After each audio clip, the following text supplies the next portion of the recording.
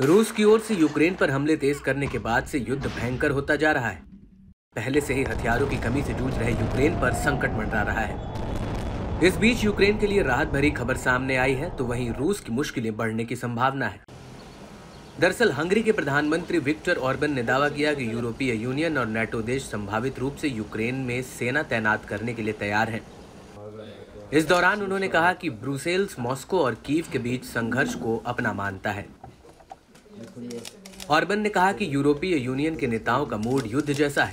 आज ब्रुसेल्स में युद्ध समर्थक बहुमत है। ब्लॉक की राजनीति युद्ध के तर्क पर हावी है। यूरोपीय यूनियन के राजनेता पहले से ही संघर्ष में इतने डूबे हैं कि वे अपनी रणनीति में खामियां देखने में विफल हैं। तमाम पैसे और हथियारों के बावजूद कीव के लिए स्थिति में सुधार नहीं हो पा रहा है। वास्तव में हालात बदतर होते जा रहे हैं। हम पश्चिमी देशों की ओर से यूक्रेन में सेना भेजने से एक कदम दूर हैं। ये युद्ध का एक भंवर है जो यूरोप को इसकी गहराई में खींच सकता है। ब्रसेल्स आग से खेल रहा है। हालांकि हंगरी के प्रधानमंत्री ने साफ किया कि बुडापेस्ट खुद को शत्रुता में घसीटने नहीं देगा। किसी भी तरह से युद्ध में प्रवेश नहीं करेगा। उनके देश को ब्रुसेल्स, वॉशिंगटन, संयुक्त राष्ट्र और नेटो समेत हर जगह शांति के लिए खड़ा होना चाहिए। हम युद्ध नहीं चाहते और हम नहीं चाहते कि हंगरी फिर से महान शक्तियों का खिलौना बन जाए।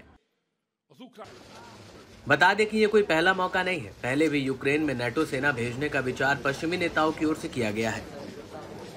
फ्रांस के राष्ट्रपति इमैनुअल मैक्रोन ने पहली बार ये मुद्दा फरवरी में उठाया था। इस दौरान उन्होंने कहा था कि सभी विकल्प संभव हैं। कीव के लिए समर्थन की कोई सीमा नहीं है।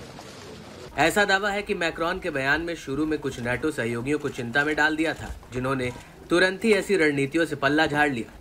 हालांकि मैक्रोन को नाटो गुट के कुछ सदस्य देशों पे समर्थन भी प्राप्त हुआ है।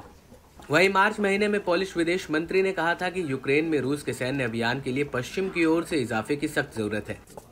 एस्टोनियाई रक्षा मंत्री ने अप्रैल में कहा था कि नेटो के प्रत्येक सदस्य के पास पहले से ही यूक्रेन में सैन्य कर्मी हैं जो सलाहकार या प्रशिक्षक के रूप में काम कर रहे हैं। बीते दिनों ब्रिटेन के पूर्व सशस्त्र बलों के राज्य मंत्री ने दावा किया था कि यूक्रेन में नेटो सैनिकों को भेजने पर विचार किया जाना चाहिए। इस बीच मॉस्को ने हालिया घटनाक्रम पर चेतावनी दी है। यूक्रेन में नेटो सैनिकों को तैनात करने से अमेरिका के नेतृत्व वाला गुट रूस के साथ पूर्ण संघर्ष के कगार पर पहुंच जाएगा।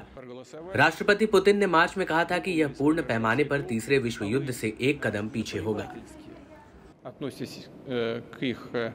Позиции, то это плохо, это как минимум недемократично.